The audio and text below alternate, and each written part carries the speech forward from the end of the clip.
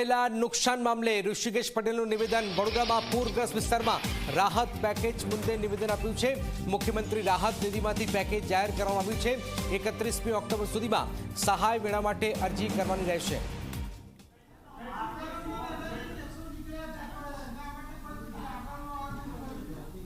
Sorry,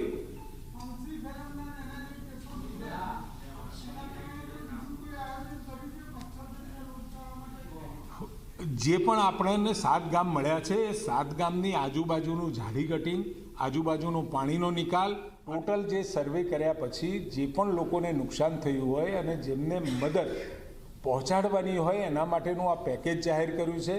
એના અનુસંધાનમાં એ લોકો આપણને અરજી કરશે કે કોને કોને મદદની જરૂર છે અને એ પ્રમાણે જેની ડિમાન્ડ આવશે એ ડિમાન્ડ પૂરી કરવા માટેનું આ પેકેજ છે। અને આની અંદર કોઈ મુખ્યમંત્રી રાહત ફંડની અંદર કોઈ આંકડો નથી, કોઈ આંકડો નથી। વડોદરાના પૂર મામલે જે વાત છે કે સહાય કરાશે, સર્વે બાદ એસટીએફના ધારાધોરણના આધારે જ આ સહાય કરવામાં આવશે। સરકાર તરફથી આ વાત કરાઈ છે।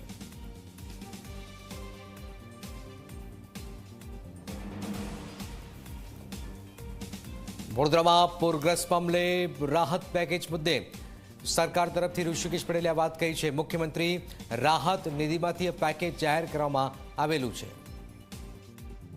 1200 કરોડ ફરીથી ક્યારેય વડોદરામાં આ પ્રકારની પરિસ્થિતિ ન ઉદ્ભવે એના માટેના રકમ પણ જાહેર કરી છે અને સાથે જે પણ કોઈ બાંધકામો દબાણના હશે એ તમામ હટાવવાની કામગીરી નિયમો અનુસાર બીજી જગ્યાએ પણ ચાલુ જ છે અને રાજ્ય સરકાર કરતી જ હોય છે।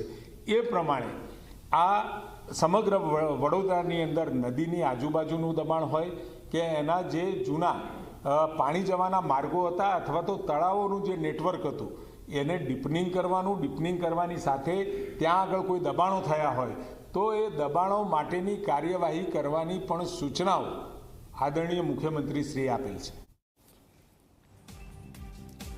તો વડોદરામાં પૂર બાદ રાજનીતિ બરાબરની ગરમાઈ છે। ગુજરાત કોંગ્રેસે આજે વડોદરામાં હલ્લાબોલ કર્યો છે। સામે રાહત જે પેકેજ મળવું જોઈએ એને મામલે પણ સવાલ ઉભા કર્યા છે। આ તરફ સરકાર તરફથી કહેવામાં આવ્યું છે કે જે નોર્મ્સ છે, જે નિયમ છે એ પ્રમાણે આ રાહત પેકેજ આપવામાં આવશે। મુખ્યમંત્રી રાહત નિધિમાંથી આ પેકેજ પણ જાહેર કરવામાં આવેલું છે।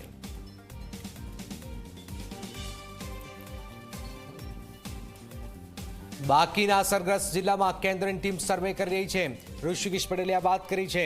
સર્વે બાદ એસડીઆરએફના ધારાધોરણના આધારે જ આ સહાય કરવામાં આવશે।